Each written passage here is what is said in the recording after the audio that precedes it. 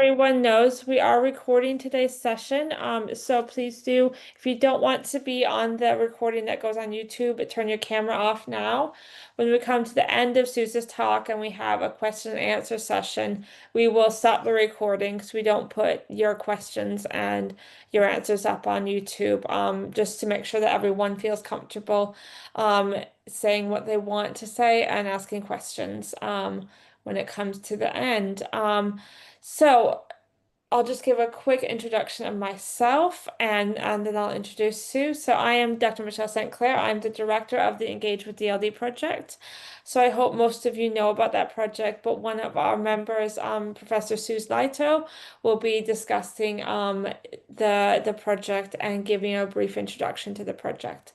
And I will be launching a poll just to figure out who we have on today's call. So are you a parent of a child with DLD? Are you a speech language therapist or pathologist, etc.? And I'll be keeping track of the chat as well.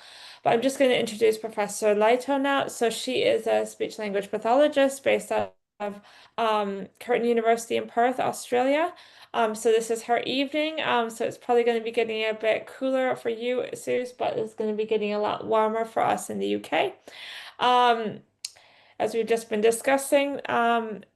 So Suze is a speech language pathologist as well as an academic, and she led on one of our most recent Engage with DLD papers, which is looking at some of our members' responses about the rewards and challenges of parenting a child with DLD. So I'm just going to hand over to Suze now, and I will be monitoring the chat and responding to questions in there as they come up, and then we'll be having our talk about the research, and then we'll be having a question and answer session at the end. So I'm going to be quiet now and hand over to Suze. Thanks, Michelle. Thank you. I'm going to just make sure, I'm just going to share my slides, which is always a very challenging thing for me to do. So we managed to do it just now. So let's make this work. Okay, Michelle, can you see my slides? Yes, I can. Great. And you can, and everybody can hear me quite clearly? Yep. Can you hear, yep, great. Okay. So I can't see the chat function. I can only see about 3 people. So this is like talking into the void. So Michelle, let me jump in and let me know if I'm suddenly disappear or if I'm not making sense. Okay, I will. So thank you. And thanks everyone for the opportunity to share this data set with you and what I think is a really important paper that has come out of some of Engage DLD. And part of what I feel is such a privilege of being one of the Engage DLD members of the team that runs it. So the title of the paper I'm going to talk to you about today is "They Don't Realize How Hard He Has to Try Every Day: The Rewards and Challenges of Parenting a Child with DLD." I've put the link here and we'll put slides up later on, but this is a paper that is what's called open access. And what that means is that doesn't matter whether you are a parent, a clinician, anybody, you don't have to have access to a library. You can actually click on the link and you can actually read the original paper. So we'll make sure that that is a live link when we put the slides up from today's talk. This is just a quick overview of who the Engage DLD core team is, led by the wonderful Michelle St. Clair. There's Nikki, me, Jenny, and Emily. Emily and I are based here in Australia, and the other 3 are based in England.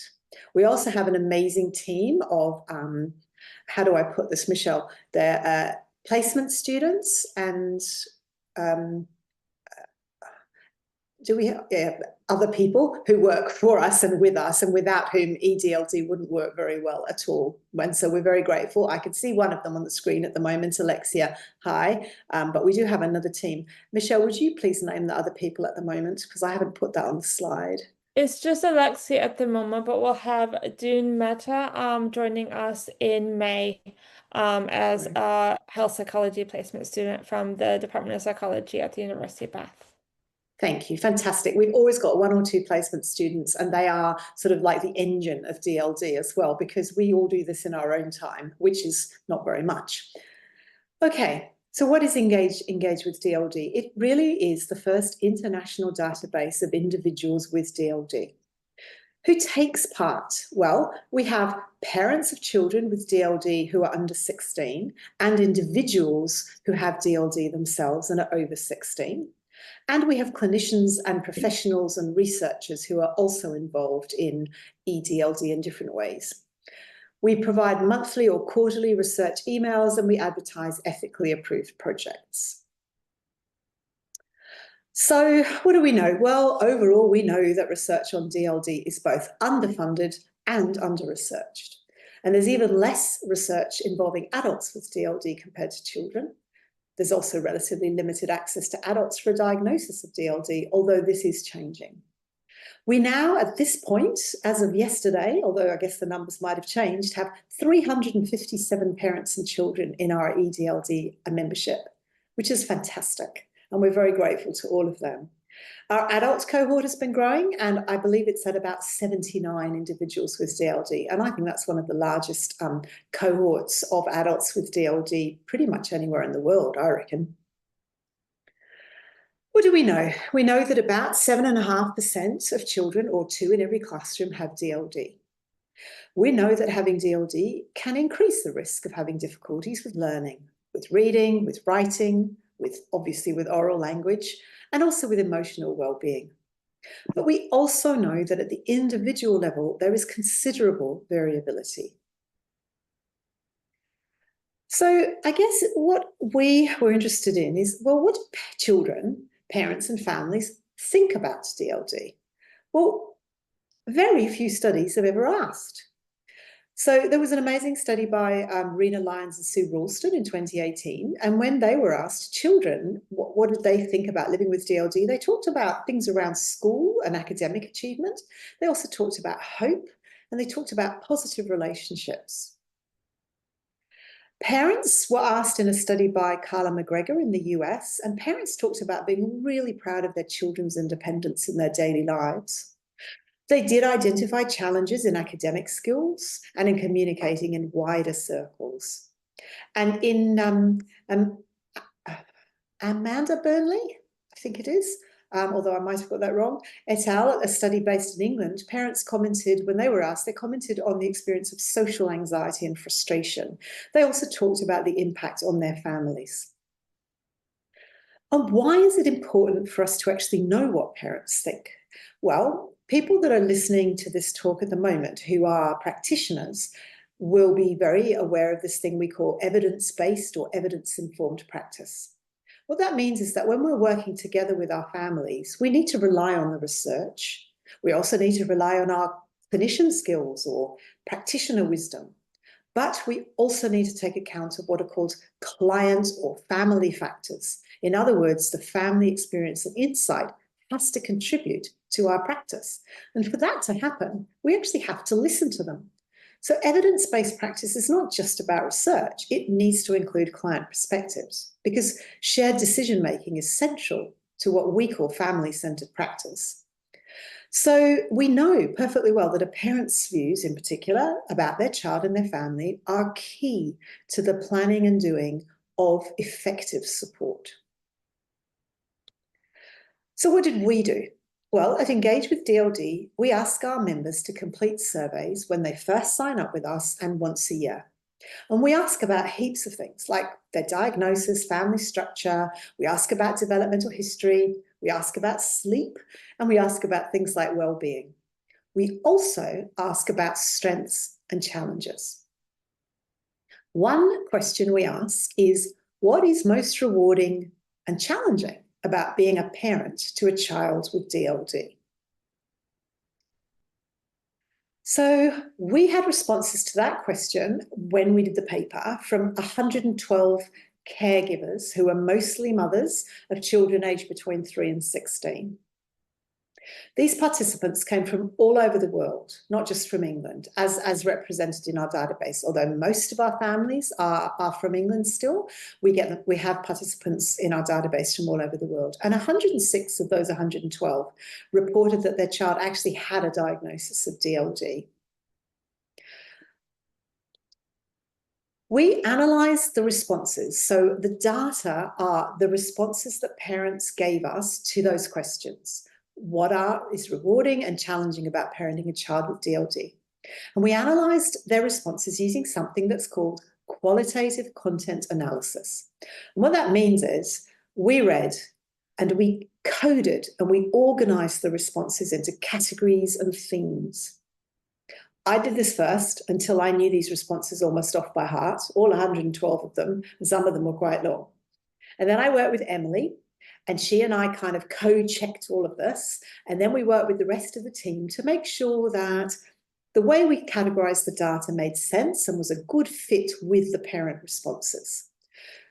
So that is the method that we use to analyze the data. And what did we find?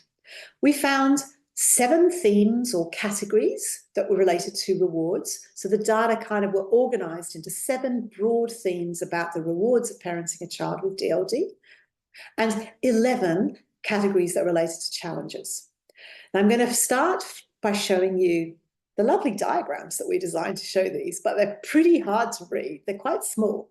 So then I'm going to talk through what we found for each of those themes or categories, for starting with rewards and moving through to challenges. Sorry, just keep flicking my thing. So let's start with rewards.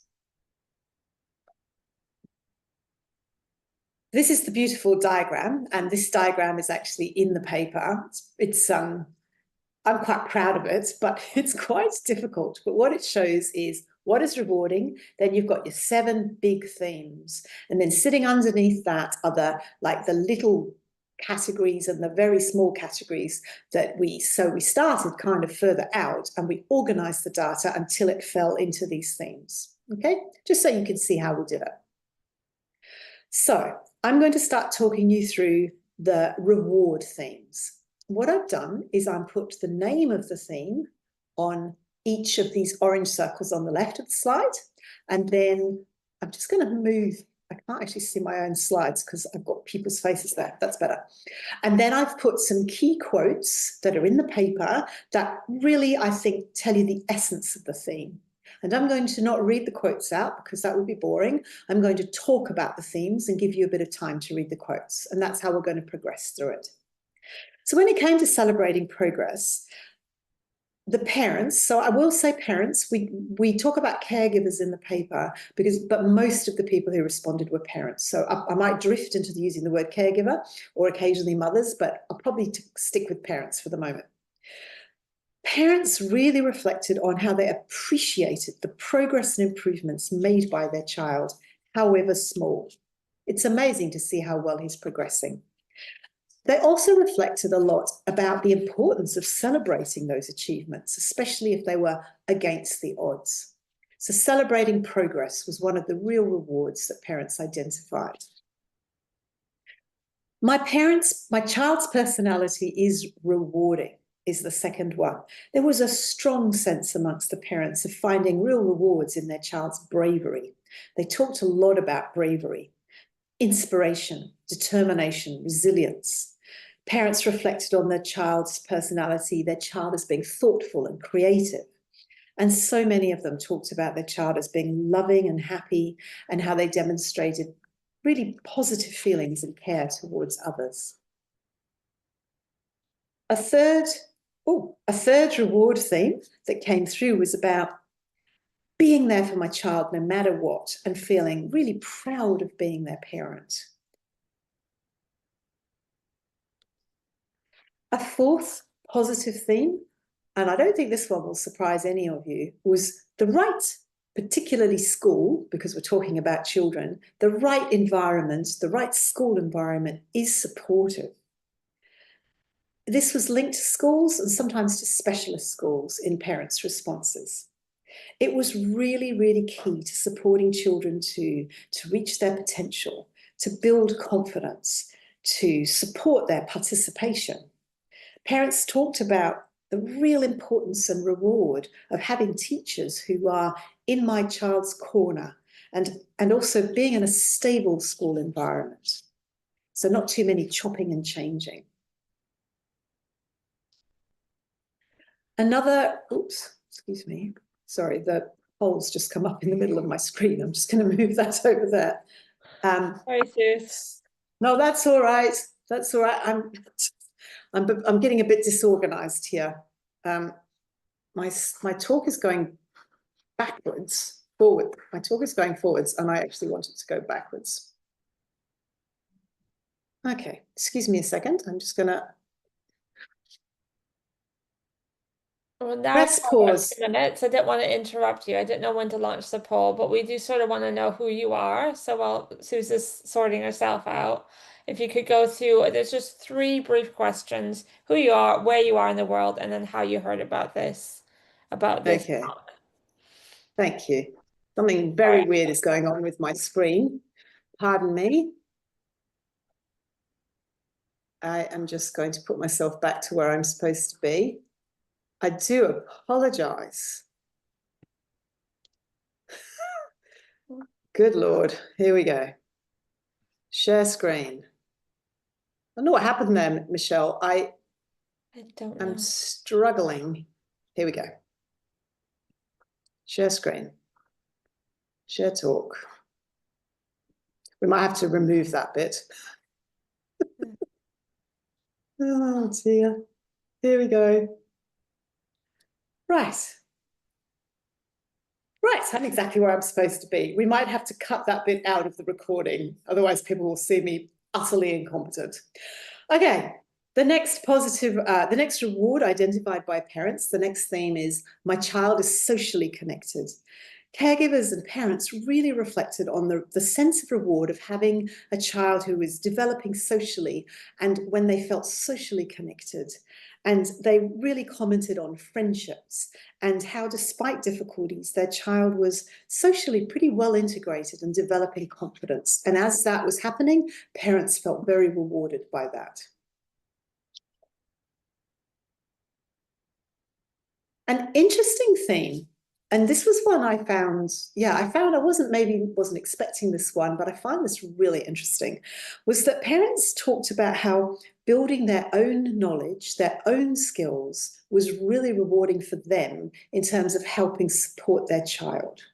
So they talked about getting my head around DLD, working together, developing personally as a parent of a child with DLD. And the sort of thread that was sitting within this theme was about their journey in terms of learning about DLD, learning what to do, working together with their child, and learning from them as well. I thought that was a really important reward that parents mentioned, or a really important thing for us to know about, that parents found that very rewarding. The final response from parents answering the question, what is rewarding about parenting a child with DLD, was quite sad in some ways. Some parents actually responded that they found it very hard to reflect on the rewards. They found it very hard to parent a child with DLD. So I think that's a really important message for us to hear. Okay, let's talk about the challenges that were mentioned by parents and that we derived from the themes and the categories and the patterns in the data where parents responded to the challenges part of the question. You can see that there were more categories of challenges. So again, right outside on the outside bits of the screen, those individual furthest out ones were the micro level codes that we pulled out from the data. And then as a process, what you do is you start putting things together that kind of hang together until you've got as broader categories as possible that don't have too much overlap. We ended up with 11 categories here, which I'm going to talk to you about. The first one is the communication difficulties associated with DLD impact my child's social well-being and mental well-being. Parents talked about the impact of their child's communication and language difficulties on their own child's social and emotional well-being. They talked about things like, my child hides their DLD, my child masks their DLD. They raised concerns about how the DLD can at times impact their child's expression and regulation of emotion. And you can see that in a number of the quotes that I've put there on the slide. And I think the meltdowns that some of the caregivers identified were very much associated in their responses with children feeling a bit overwhelmed or feeling frustrated when they couldn't communicate their needs or their feelings in a way that they felt they were getting them across. So I think one of the first challenges, one of the first categories of challenges that we identified was that parents worried about their child's mental health based on their DLD. Another category that we identified was that parents found the communication difficulties frustrating, unsurprisingly, and challenging.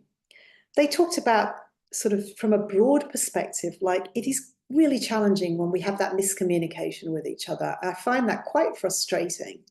And then other times they would give quite specific examples, like the one on the slide. It can be so frustrating when she's trying to tell me a story and she and I both don't know what she's talking about. So unsurprisingly, parents and children can find this quite frustrating. I put these two categories together on a slide because I think they're quite linked, but I do think they're separate. I found this one quite sad. Came through quite clearly in the data. Parents commented that it was a real challenge to get a diagnosis. Diagnosis can be challenging and it takes a really long time. They talked about absurdly long waiting lists for assessments. I found this one really sad. Some parents talked about not being taken seriously, being dismissed. So the parents actually being concerned and people not listening to them. They also talked about the expense involved in diagnosis, and that's a really challenging thing. And that came from a number of different countries. And related to this is the theme that we constructed about advocacy for parents. Being advocates and finding resources is just ongoing. It can be constant and it is often exhausting. A lot of caregivers and parents mentioned exhaustion in their responses, exhaustion around their role advocating for their child with DLD. As one parent said, advocacy fatigue is just simply exhausting. They talked about ongoing challenges, the ongoing challenges associated with finding out more about DLD and finding information and getting support. And as in a couple of other categories that are coming up, parents use this word battle. They talked a lot about fighting to access support, fighting to get support, fighting to get information. I think these are really, really important messages from the parents and caregivers of our children. Two more that are linked together, but we felt were quite separate, so we did report these separately. The first was the more generic, that professionals, parents mentioned it was such a challenge that so many professionals, and that included speech language therapists, did not recognize DLD and were not aware. And sort of because it was misunderstood or unknown, it was really hard to find that level of support. Sort of sitting in this, there was a separate but linked category where particularly focused on education system. A lot of caregivers, again from around the world, mentioned that their experiences with the education system, with schools and with teachers, was a huge challenge. They talked about an ongoing battle with schools. They talked about constant battle. They talked about the sheer battle to access support. And they found it overwhelmingly challenging sometimes to find teachers and support in schools who were aware of and could provide that advocacy from within the school system that would then also support the families.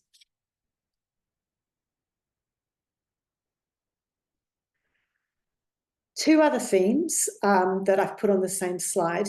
Parents talked about the fact that it was really challenging that DLD doesn't just impact the child, it impacts the whole family. It impacts family decisions. It can impact a decision from where we live because they had to be near an appropriate school or an appropriate support system. DLD impacts the whole family. We know that some parents were actually considering the type of work they would do or whether they needed to go part-time in order to support their child. They also talked about the impact of just the sheer number of appointments, emails, meetings, paperwork, and the impact that had not just on the parent who was filling it out, but on their time then that they had left to be with their family. So maybe then it has an impact on their other children. Parents talked about worrying about the future. They were worried about the long-term nature of DLD and felt that they needed to know more about that to be able to support them as their child transitioned into adulthood.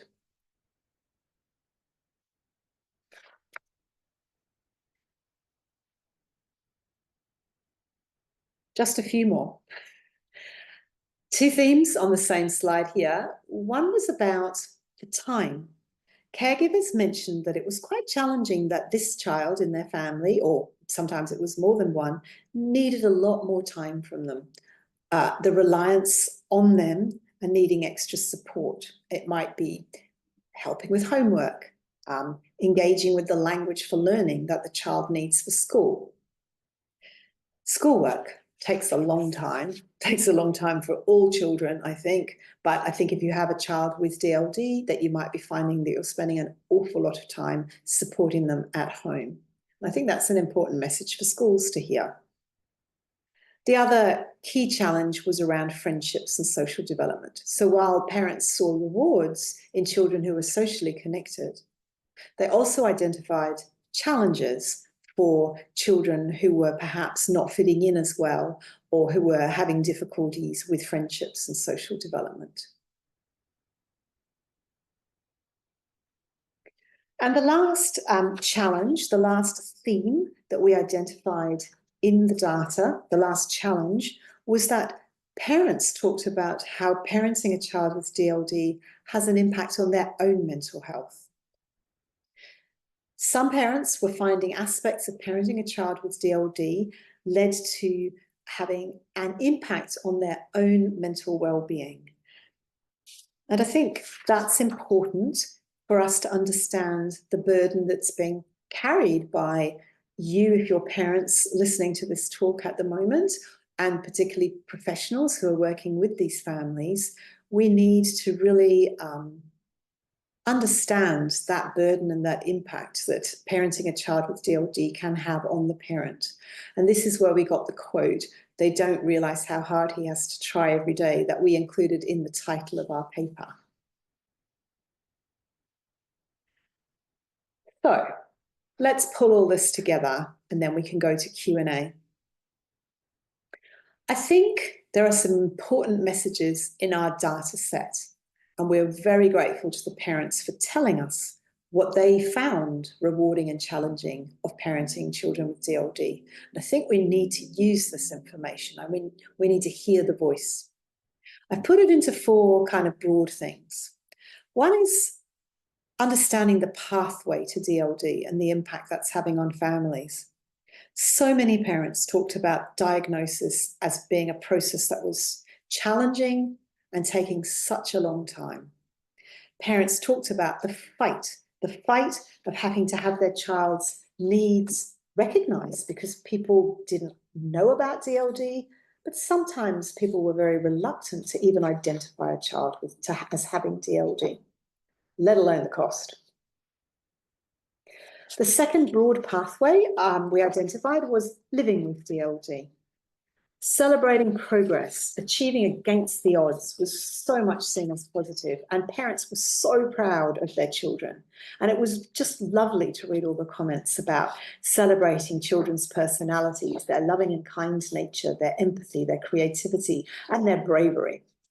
And caregivers really valued and found rewarding having social connectedness and the right environment, especially the right school. And I think it is really important for us to understand how that then contrasted with the challenges that parents and caregivers identified, where there was a lack of understanding, a lack of awareness, a lack of support, particularly from schools and teachers and other professionals, including speechies. The third important trend in all of this, I think, is the impact of DLD. DLD does not just impact the child, it impacts the whole family. And our cohort of parents reminded us that from decisions right from where they live through to the jobs parents take and the increased workload of many families, more broadly, when a child in the family has DLD. And then mental health. I think that's such an important one. Parents talked about the impact of DLD on their child's mental health. They also talked about the impact of DLD on their own mental health. And we don't know a lot about that yet. That's an area that we really don't know about, parenting, parents' well-being. And I think that's super important. So in summary, it was so heartening to hear from parents about the many rewards they experienced from parenting a child with DLD. And these are strengths that we should nurture. I found it incredibly concerning to read about the continued lack of awareness of DLD among the community, among professionals in general, and within the school system in particular. I think I've been perhaps misled by being so involved and engaged with DLD and the DLD project and rattled, and I don't know, maybe my own algorithm or my own feed. I feel like the whole world knows about DLD. And this was a sobering read for me, going through. I will actually share with you, and I told Michelle this, the first time I read through this data set, I actually cried because I think it is really impactful.